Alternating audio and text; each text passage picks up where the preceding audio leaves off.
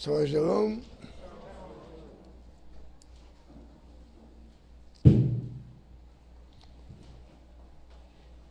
Puede sentarse, amado. Damos gracias al Eterno en este momento de los que están comunicándose, se están conectando a la red de Instagram para escuchar la parashá de esta semana. Damos las gracias a la comunidad de nuestras hijas allá en Alto Miradino,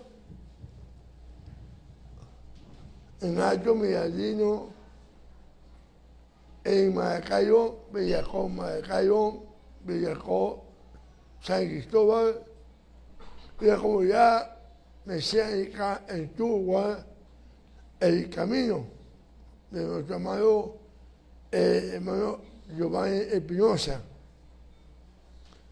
Bueno, vamos a entrar en materia de la parashá de esta semana, donde encontramos la continuación de la parashá de la semana pasada,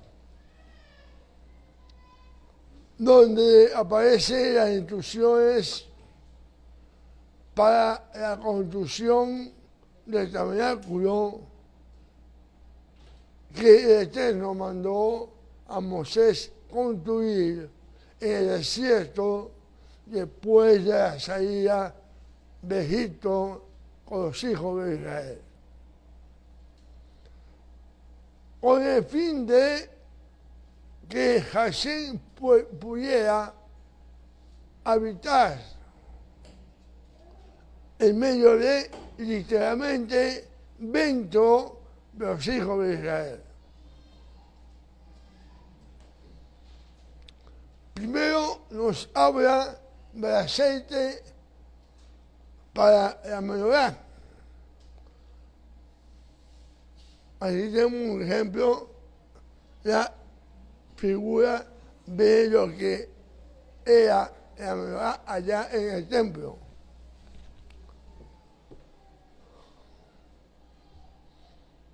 Luego sigue explicando en detalle cómo tenía que ser hecha las vestiduras de Cohen Gadol y sus hijos, los hijos de Aarón, los sacerdotes.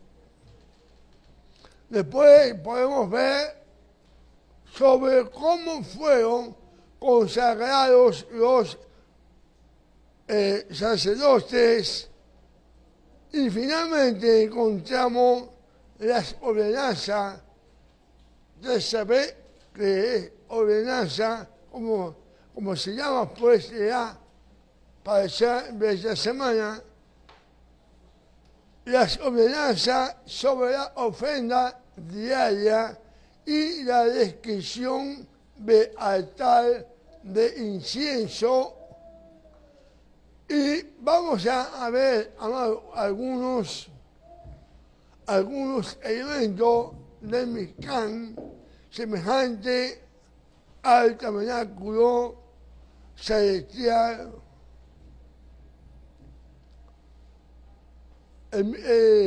Ese tabernáculo celestial que el mismo Moisés vio allá en el monte. Y estos elementos, tales elementos, tienen un sentido profético. Vamos a verlo con un sentido profético, estos elementos. Para comenzar tenemos el aceite para la menorá. En el capítulo 27 de nuestra parashá, versículo 20 al 21, escrito está: y mandarás a los hijos de Israel que te traigan aceite puro de oliva machacada para el alumbrado, para que la lámpara arda continuamente. en la tienda de reunión, o sea, el Mishkan, fuera de la cortina que está delante del testimonio, Aarón y sus hijos la mantendrán en orden delante del Señor desde la tarde hasta la mañana, y esto será estatuto perpetuo para todas las generaciones de los hijos de Israel. Si comparamos, amados, si comparamos las lámparas de la menorá, acá, ¿verdad?, con la manifestación de las profecías, podemos sacar la siguiente conclusión. Primero, lo que inspira la profecía tiene que venir de una fuente pura. Toda persona, llámase profeta, tiene que venir de una fuente pura. Tiene que haber aceite puro para que el espíritu profético pueda funcionar correctamente. No puede haber mezcla de impureza. Así la voy a usar. Así dijo. No puede haber mezcla de impureza y suciedad. Es lo que alimenta el espíritu profético. O sea, el aceite es con todo que alimenta el espíritu profético, no puede haber con mezcla ni impureza ni suciedad. Segundo, la llama de la lámpara son manifestaciones proféticas del Espíritu de Adonai. La Escritura habla de los 7 espíritus de Elohim.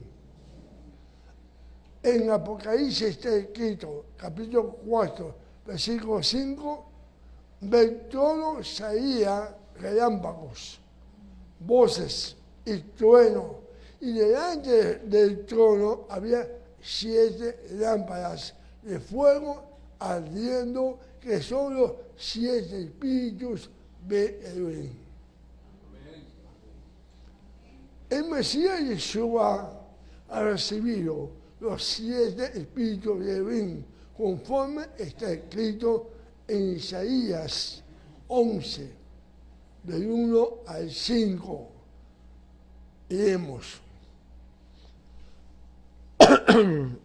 Y brotará un retoño del tronco de Isaí, y un vástago de sus raíces dará fruto, y reposará sobre él el espíritu de Adonai, espíritu de sabiduría, de inteligencia, espíritu de consejo y de poder, espíritu del conocimiento y temor a Adonai.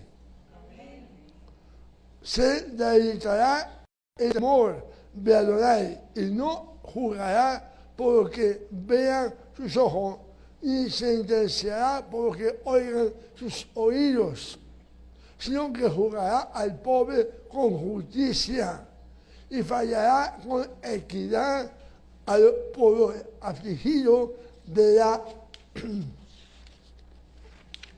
la tierra, al herir la tierra con vara de su boca, y con el soplo de sus labios matará al impío. Justicia será ceñidor de su lomo, y fidelidad ceñidor de su cintura. Amén. Todo esto es un resultado de la unción profética sobre el Mesías. Aquí encontramos el candelabro con 6 brazos que salen del centro como presenta el esquema que acabamos de nombrar. ¿Verdad? Conocimiento, consejo, sabiduría, espíritu de Hashem, inteligencia, poder y temor al Eterno. En Apocalipsis, Revelación 5, 6 está escrito: del Mesías Yeshua. Miré y vi entre el trono con los 4 seres vivientes y los ancianos a un cordero de pie como inmolado, que tenía 7 cuernos y 7 ojos, que son los 7 espíritus de Adonai enviados por toda la tierra. Aquí, amados, los 7 cuernos hablan del poder del Mesías. Y los 7 ojos hablan de la sabiduría del Mesías. En las manifestaciones del Espíritu que se menciona en la parashá de la semana pasada, podemos ver 2 divisiones: el poder y la sabiduría. Poder y sabiduría, 2 divisiones. El fuego de la menorá tiene 2 funciones. Aquí hay un simulacro de estas luces, como si fuera llama. Ahora, ¿cuáles son estas 2 funciones de esas candelas, de esas luces, de ese fuego? Da luz y también da calor. De la misma manera, el espíritu profético se divide en 2: revelación e inspiración. Revelación e inspiración. La revelación tiene que ver con la luz, que en la Escritura simboliza la verdad. Y la inspiración tiene que ver con el calor, el poder. Por lo tanto, vemos que en la función profética encontramos tanto la proclamación de la verdad como la inspiración divina. ¿Se entiende? Por un lado, el espíritu profético es una luz que revela los secretos del corazón y proclama la verdad y descubre los secretos escondidos del consejo del Eterno.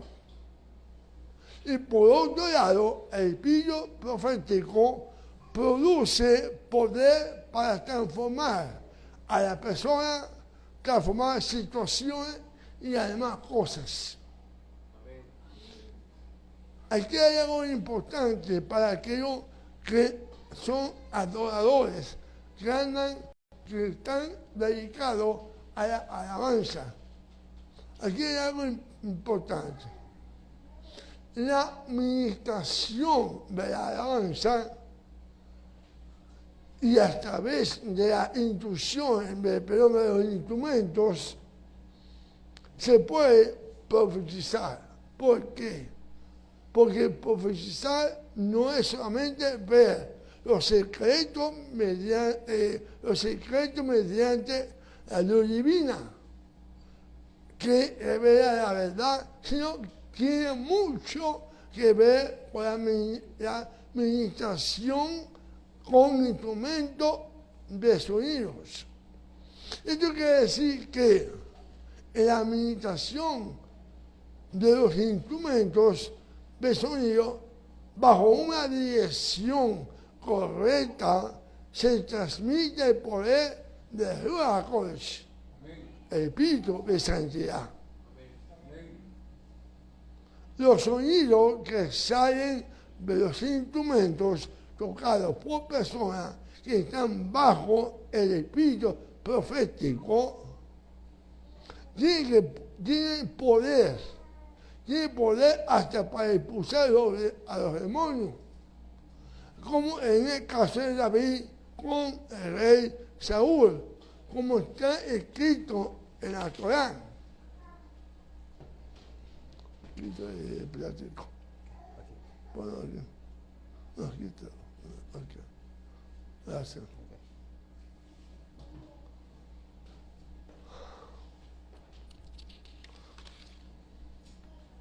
Decía como está escrito. Sucedía, esto es cuando David iba a donde el rey Saúl, cuando él se sentía mal, porque era atacado por espíritus.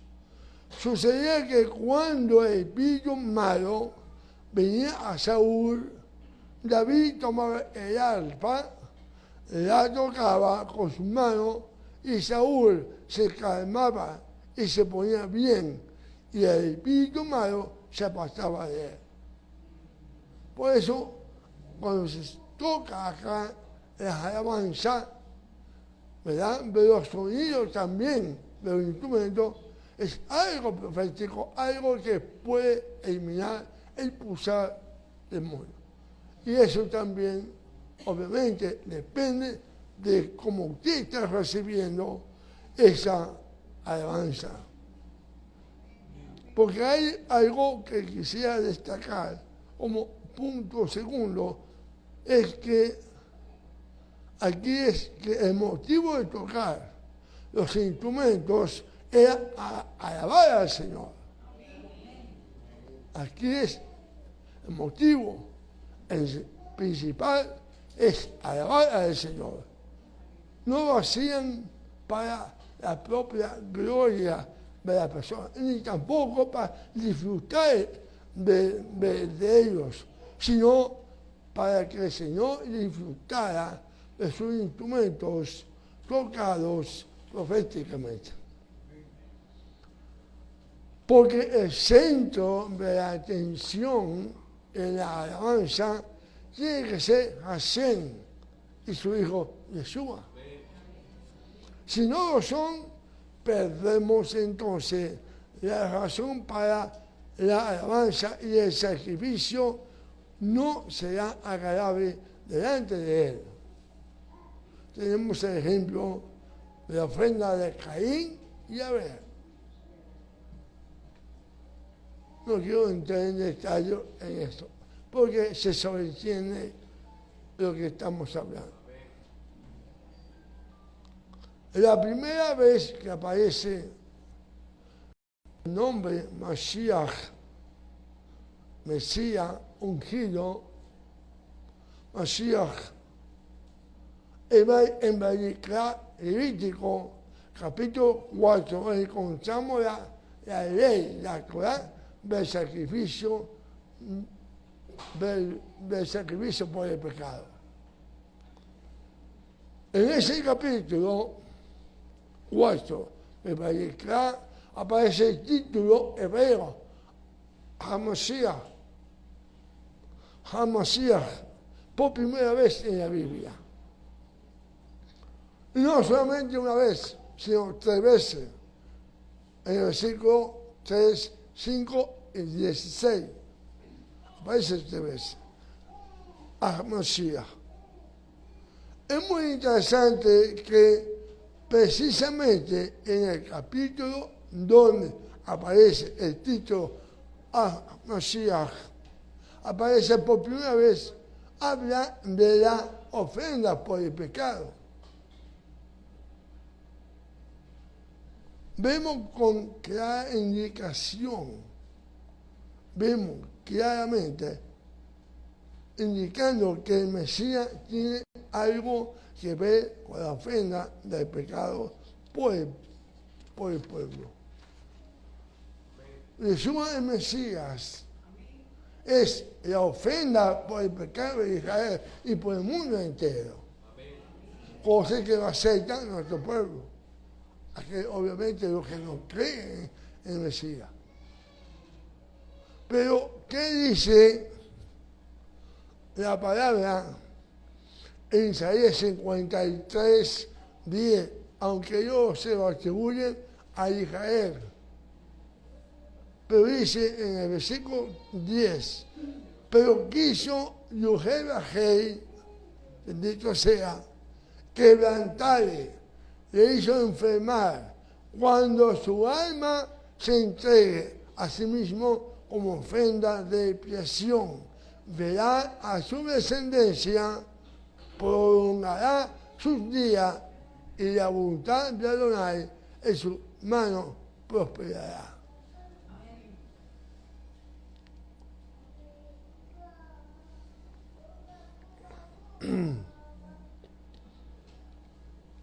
En 2 Corintios 5:21 dice, al que no conoció pecado, hizo pecado. Aquí habla de un sacrificio por el pecado. Por nosotros, para que fuéramos hechos justicia de Elohim en él. Para que fuéramos hechos justicia de Dios en él. 1 Juan, 1 Juan 2:2. Él mismo es la propiciación por nuestros pecados, y no solo por los nuestros, los israelitas, ¿ok? Sino también por los del mundo entero. Hemos hablado acá muchas veces y el Moré Esteban de Seyahu, y yo también en mis clases hemos hablado de que hay muchos ungidos, hay muchos Mesías, y hemos hablado del Mesías, el ungido, el Masías, el ungido. A lo largo de la historia de Israel ha habido varios ungidos, varios Mesías. Tenemos como ejemplo Abraham, fue realmente un Mesías.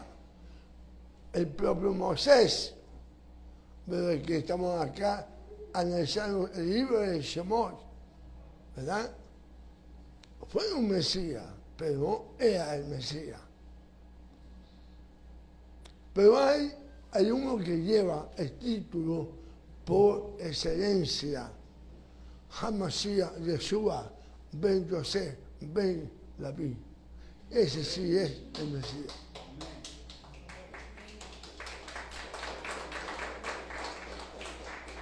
Él es el Rey de Reyes eterno.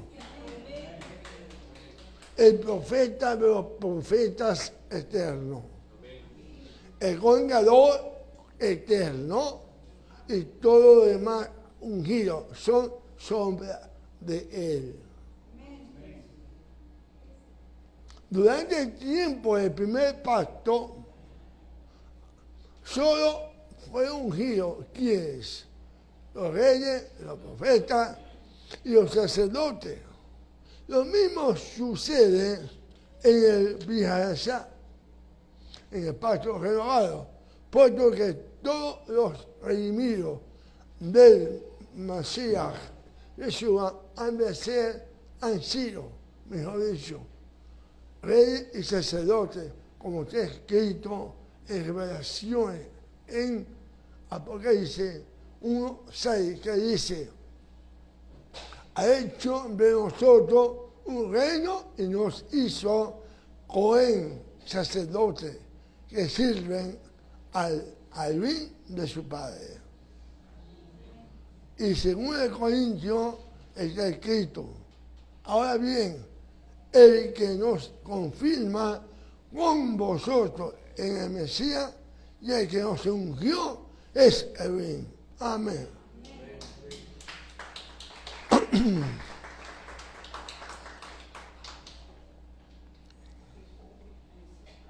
Vamos a orar. También otro elemento interesante es la vestidura, la ropa del Mesías. Algo profético también. Porque es interesante comparar la ropa del sumo sacerdote, Aarón, con el ministerio del Mesías, Yeshua. No tenemos posibilidad de entrar en todo el detalle por el pequeño espacio, pero ustedes pueden escudriñar y pidiendo la luz a Kodesh para que lo ilumine. Pero vamos a sacar algunas cosas de la ropa del sumo sacerdote terrenal, que son sombras del Mesías. Capítulo 28, 12, de nuestra parashá de hoy, está escrito: y pondrá las dos piedras en la hombrera de Efod,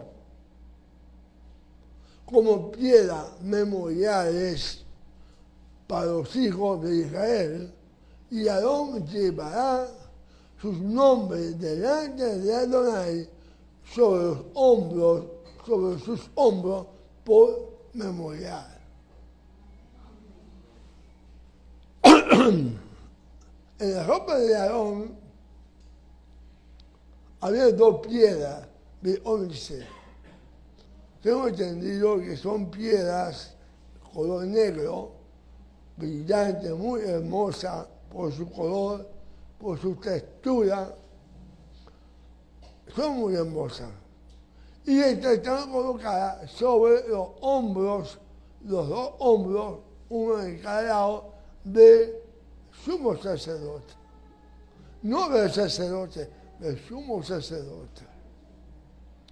Que era que tenía la opción de entrar una vez al año al lugar santísimo. En cada piedra había 6 nombres de los hijos de Israel. 6 nombres grabados. 6 de un lado y 6 del otro. La piedra, estas dos piedras estaban engastadas en filigrana de oro. Filigrana es un hilo de oro puro. Y cada nombre de los hijos de Israel estaban allí grabadas. Todo esto es una sombra de la ropa del Mesías. Tengamos en cuenta que Moisés había visto cada cosa en detalle en el monte. Por lo tanto, tenía que haber visto también al Mesías con sus ropas sacerdotales, ¿verdad? Para que él pudiera hacer lo que hizo. El Mesías tiene algo también sobre sus hombros, los cuales hablan de responsabilidad. Él tiene los nombres de las 12 tribus de Israel sobre sus dos hombros, 6 de un lado y 6 del otro. Él se ha hecho responsable del pecado de Israel. Israel representa a todos los hombres de la tierra. Y de esta manera, Yeshua lleva sobre sus hombros la responsabilidad de cada pecado sobre sus hombros.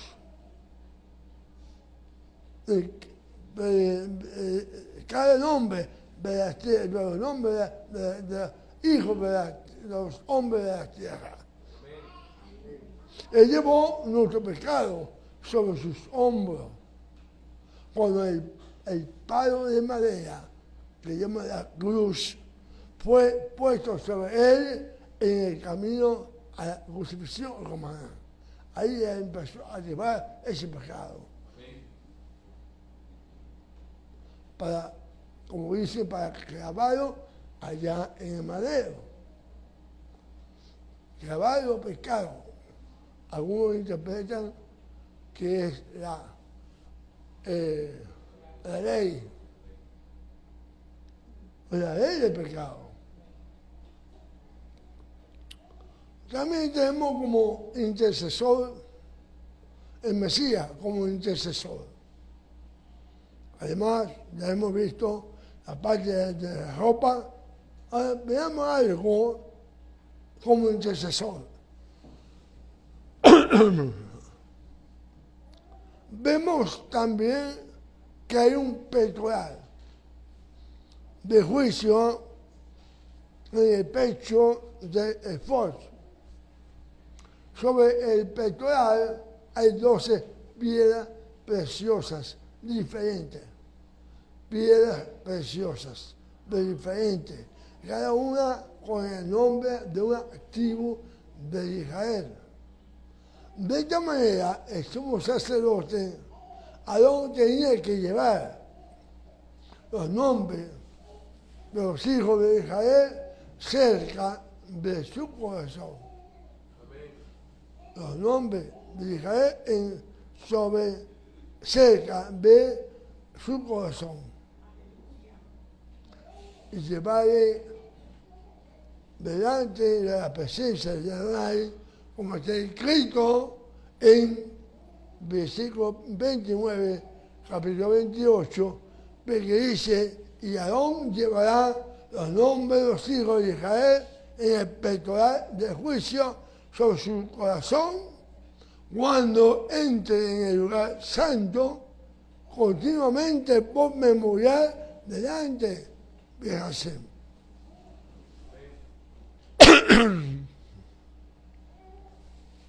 De esta manera podemos ver cómo se ejerce el ministerio de intercesión del Mesías. En la carta del rabino Shaul a los romanos, en el capítulo 8, 34, dice, ¿quién es el que condena?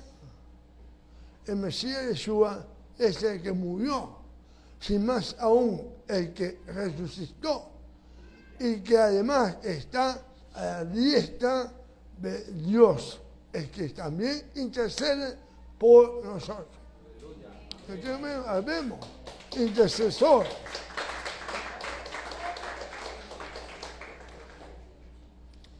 En la carta de los Hebreos, capítulo 7, 25 y 9, 24, que fue la porción que se leyó, dice el 25, 7, 25, por lo cual Él también es poderoso para salvar para siempre a los que por medio de Él se acercan a Dios, al bien, puesto que vive perpetuamente para interceder por ellos. Constantemente, perpetuamente, nuestro Mesías está intercediendo delante de nuestro Padre Celestial. A todos aquellos que se acercan a Dios. El 29-24, Hebreo.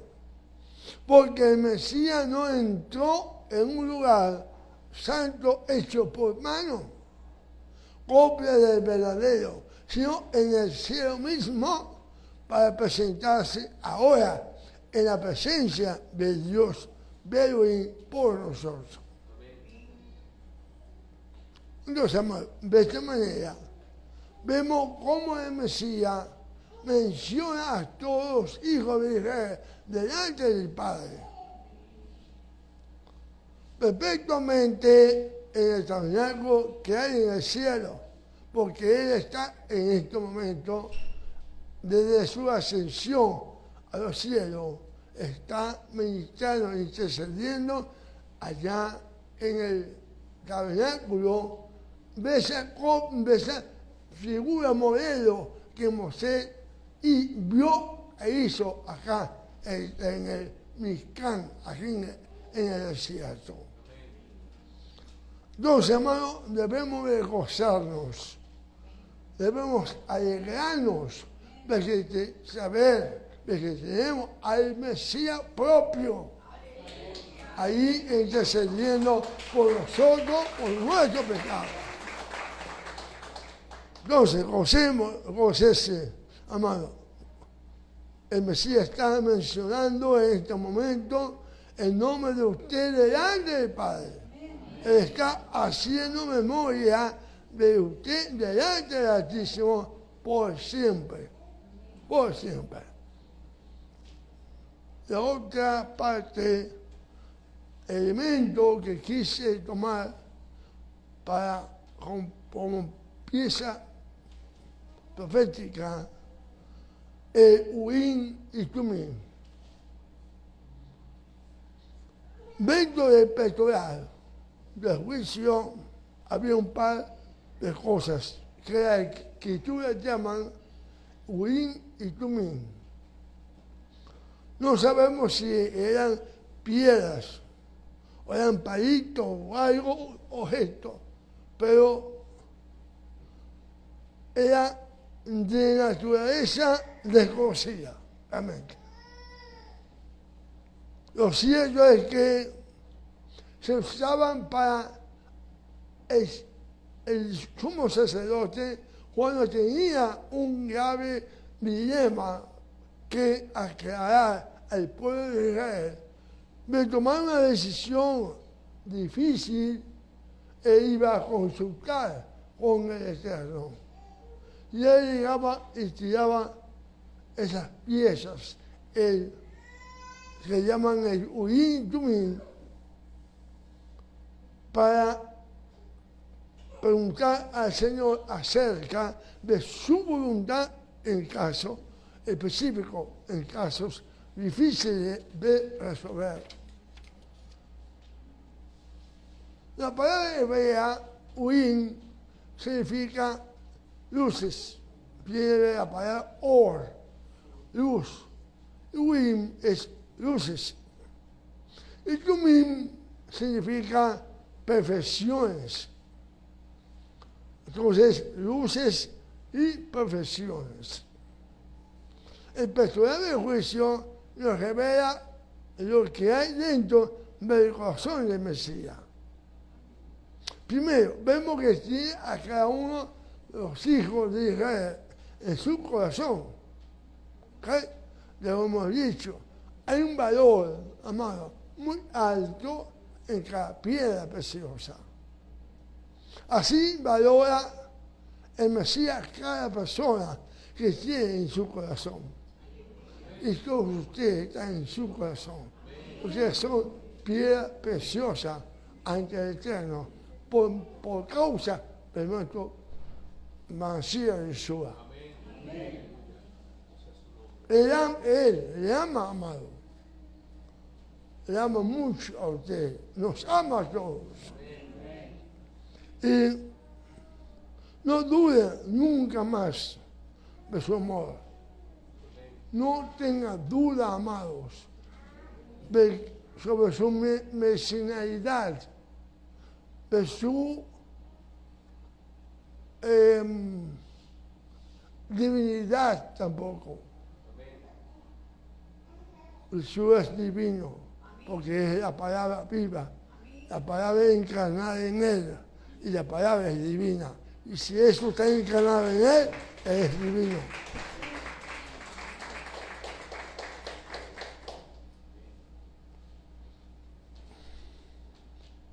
Segundo, que vemos que hay en el corazón del Mesías es la revelación exacta de cuál es la voluntad del Padre por cada situación en nuestras vidas. Jesús es nuestro Señor y Él sabe lo que el Padre ha designado para nuestra vida. Conoce la voluntad del Padre manifestado en el Urim y el Tumim. Como Urim, luces, tiene que ver con luces, obviamente, podemos decir que el Mesías está orando por cada uno de los preciosos hijos de Israel, para que reciban la luz. Luz sobre la voluntad del Padre. Luz para conocer la Escritura. Muchas veces creemos conocer la Escritura, pero ¿cuánto nos falta para creer, para conocerla? Luz sobre la situación en la que se encuentran, en la situación en que nos encontremos en este momento. Que el Padre es luz para no ser engañado. Amado, esto es muy importante también. Todos los anteriores son importantes. Este es importantísimo también, amado. Importantísimo, amado. Porque hemos visto la pareja rabínica cómo gente han sido engañada, que han tenido experiencias vividas con el Señor Yeshua, que han visto sanidad a través del Mesías, han visto tantas cosas y después viene un bajón tan fuerte cuando caen que empiezan a dudar. Yo cuando oí que me dijo alguien, eso del Mesías, eso no existe. Fue como me diesen un mandarriazo en la cabeza, hermano. Sí, pero también el corazón se me puso chiquitico, amado. Pero la tristeza que sentí en ese momento. Y a lo mejor puede ser que me está escuchando esa persona y sabe que es de él que estoy hablando. Y lo llamo a Teshuvá. Llamo que haga tikkun, que haga una Teshuvá, arrepentimiento, rectificar. Tiene la oportunidad, porque Hashem, al revés de su hijo, Yeshua, está con los brazos abiertos para recibirlo de nuevo. El Mesías está pidiendo luz para usted, amado. Está pidiendo luz para que todas estas cosas no nos acontezcan. La palabra tumín tiene que ver con la perfección en el sentido de madurez. La voluntad del Padre es que cada hijo de Israel sea perfecto, maduro, equipado para la buena obra. Como está escrito en Timoteo 3, 16, 17, que dice: toda escritura inspirada por Elohim es útil para enseñar, para reprender, para corregir, para instruir en justicia, a fin de que el hombre de Dios sea perfecto, equipado para toda buena obra. Amén.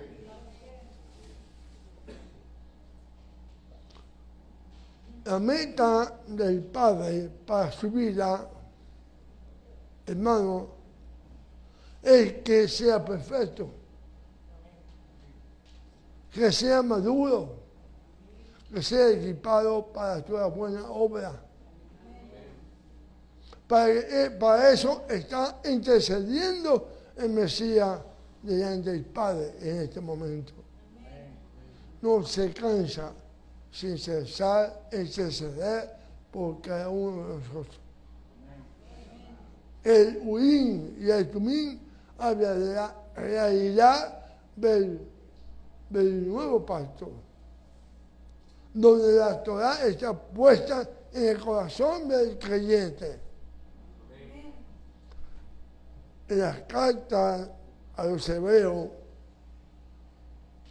capítulo 10, 14, 17, está escrito lo siguiente: porque por una ofrenda Él ha hecho perfecto para siempre a los que son santificados. Y también el Espíritu Santo nos da testimonio, porque después de haber dicho, este es el pacto que haré con ellos después de aquellos días, dice el Señor, pondré mis leyes en el corazón, en su corazón y en su mente. Las escribiré, añade, y nunca más me acordaré de sus pecados e iniquidad. Yo creo que nuestro Señor merece un aplauso de parte de ustedes.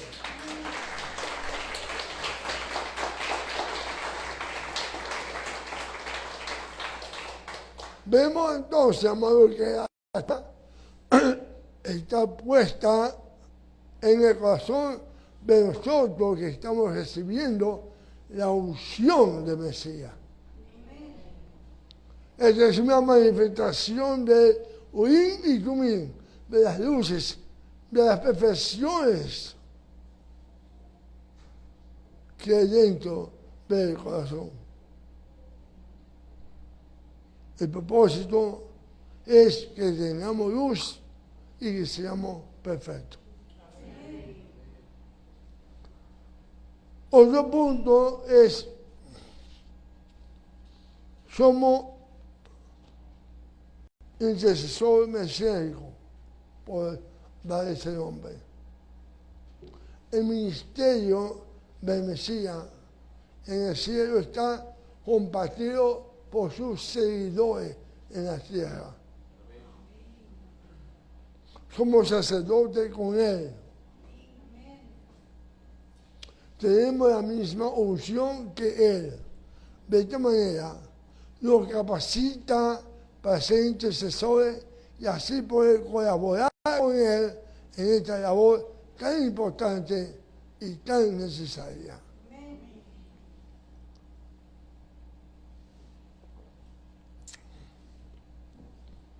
Vemos un par de ejemplos. En el Bihashá, donde vemos que el ministerio está funcionando.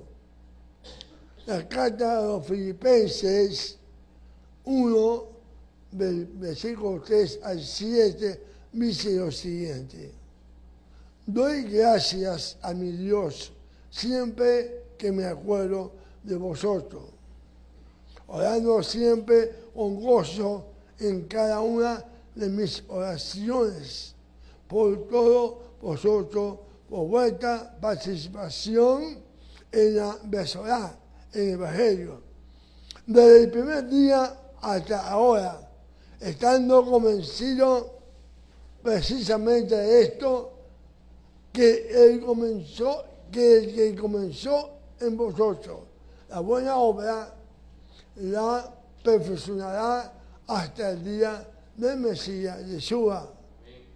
Es justo que yo sienta esto acerca de todos vosotros, porque os llevo en el corazón. Pues tanto en mis prisiones como en la defensa y confirmación del Evangelio, de la persona, la buena noticia, todos vosotros sois participantes conmigo de la gracia. Si estudiamos las palabras de Javier Saúl, vemos que compartía con el Mesías sobre su corazón el pectoral del juicio.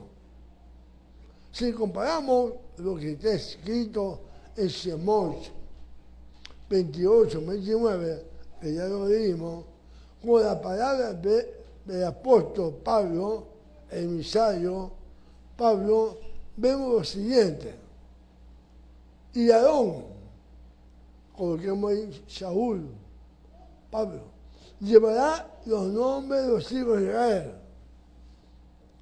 Cada uno de todos nosotros, los que estamos los creyentes en Filipo, en el pectoral del juicio sobre su corazón, o llevo en el corazón. Cuando entre en el lugar santo continuamente, aquí es orando siempre, como decía Pablo, por memorial delante de Adonai. Y vemos que realmente Pablo se conjuga con ese versículo que leímos anteriormente, Besemot. En las cartas a los Colosenses 1, 9 a 12 dice lo siguiente. Vemos que el motivo de las oraciones de Pablo está de acuerdo con el Urim y el Tumim, como está escrito. Por esta razón también por nosotros, desde el día que lo supimos, no hemos cesado de orar por vosotros y rogar que seáis llenos del conocimiento de su voluntad en toda sabiduría y comprensión espiritual. Urim. Sabiduría, comprensión, ¿verdad? Para que andéis como es digno del Señor, agradándole en todo, dando fruto en toda buena obra y creciendo en el conocimiento de Dios, fortalecidos con todo poder, según la potencia de su gloria, para obtener toda perseverancia y paciencia. Tumim, perfecciones. Con gozo, dando gracias al Padre que nos ha capacitado para compartir la herencia de los santos en luz. Amén. Otro texto para reforzar lo que estamos hablando, que en el Biblia que habla del ministerio sacerdotal, donde se emplea el Urim Tumim en la intercesión, es Colosenses 4:12, donde está escrito: Epafra, que es uno de vosotros, siervo de Yeshua el Mesías, os envía saludo, siempre esforzándose intensamente a favor vuestro en sus oraciones, para que estéis firmes, perfectos, Tumim, y completamente seguros en toda la voluntad de Elohim.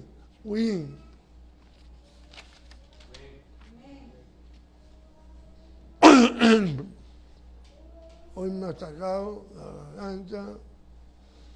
Bueno, no hay posibilidad de seguir entrando en los detalles que sigue en esta pareja, porque el tiempo no da. Tenemos que entendernos mucho y realmente pues no hay ese tiempo. Solo animo a todos los estudiantes, ¿verdad? A todos ustedes, seguir escudriñando la Escritura y comparando el ministerio del sumo sacerdote Aarón con el Mesías, como revelado en el nuevo pacto, en el pacto renovado. Solo quiero mencionar dos cosas al final. Primero, el sacrificio eterno de los 2 corderos diarios en el altar. Esta es una hermosa ilustración del sacrificio del Mesías que es eterno y cubre los pecados hechos durante el día y durante la noche. Gracias a su sacrificio eterno, a través de Yeshua, tenemos el perdón de nuestro pecado día y noche, para siempre. Podemos decir amén. Amén. Lo segundo es el altar de incienso que estaba en el lugar santo, delante del velo, delante de la cortina del lugar santísimo. Este altar simboliza también al Mesías como todas las cosas del tabernáculo.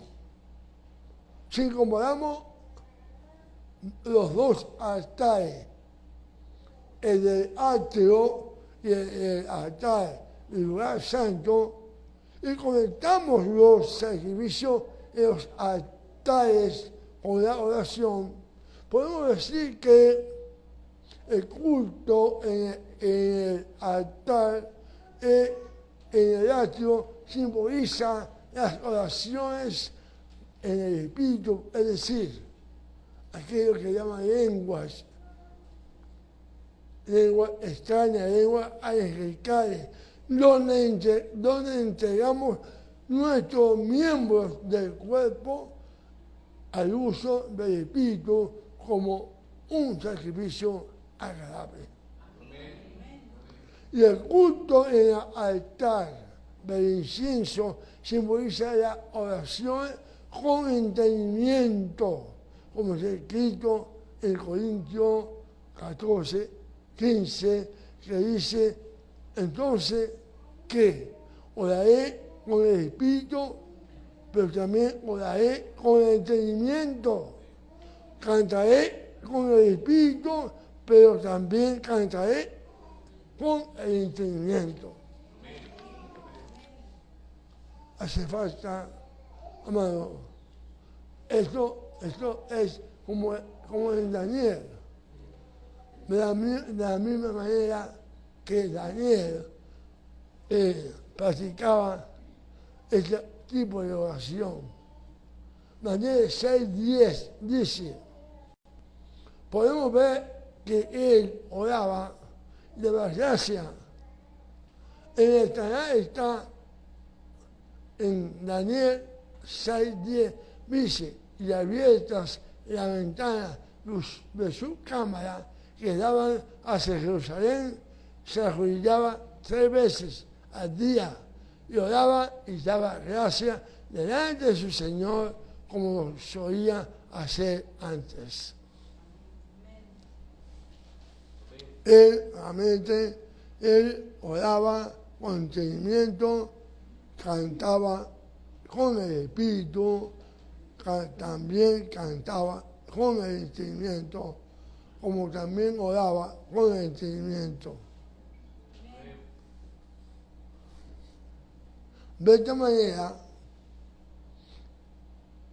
de orar practicada también por Saúl, el apóstol, y también Silas, allá en la cárcel. Eso está relatado en Hechos 16:25. Vemos que no solamente oraban, sino también cantaban. Una persona que vive orando y alabando al Kadosh Baruj Hu, al Santo bendito sea, de esta manera siempre se mantiene en el amor del Señor. Entonces, amado, ya finalizo. Puedo decir entonces, Shabbat Shalom sobre todo Israel, en el nombre de su majestad, el Rey de Reyes, Jesús el Mesías. Shabbat Shalom, amado.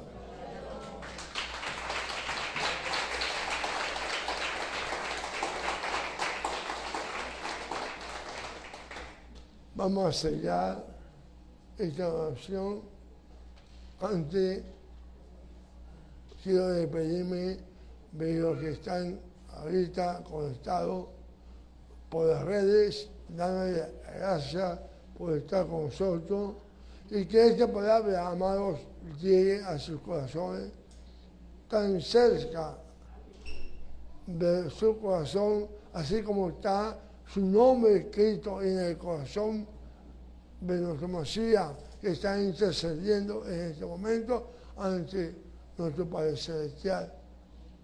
Y por eso le pido un favor, que me dé un like, haga su comentario, para que en el futuro seamos más. Shabbat Shalom.